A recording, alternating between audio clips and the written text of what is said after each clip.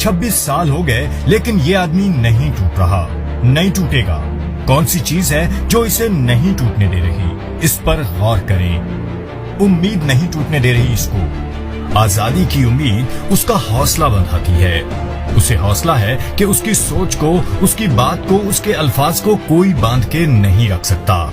उसकी बात आप तक हर हाल में पहुंचेगी। यह हौसला है कि मैं जो सोचता हूँ, जो कहता हूँ, वो इन दीवारों के पीछे रुकता नहीं। किसी ने इतनी लंबी स्ट्रगल नहीं की कि किसी ने 22 साल अपनी जिंदगी के लिए गुजारे स्ट्रगल करके।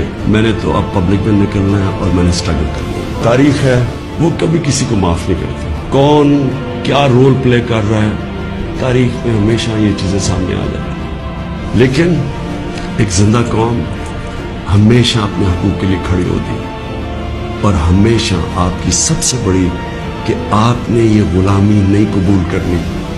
एक आजाद कौम की तरह आपने खड़े होना है। इय्याका नअबुदु व इय्याका नस्तईन, ला इलाहा इल्लल्लाह, कोई खुदा नहीं अल्लाह के सिवा। ये नारों पे पाकिस्तान बना था, इसके लिए कुर्बानियां दी थी लोगों ने। मैं आपके साथ पूरी स्ट्रगल करूंगा। मैं किसी सूरत तस्लीम नहीं करूंगा कि किसी किस्म की इंपोर्टेड गवर्नमेंट इस मुल्क के ऊपर मसलत की। वो आदमी घूम फिर के सिर्फ एक बात आपको समझा रहा है, आजादी।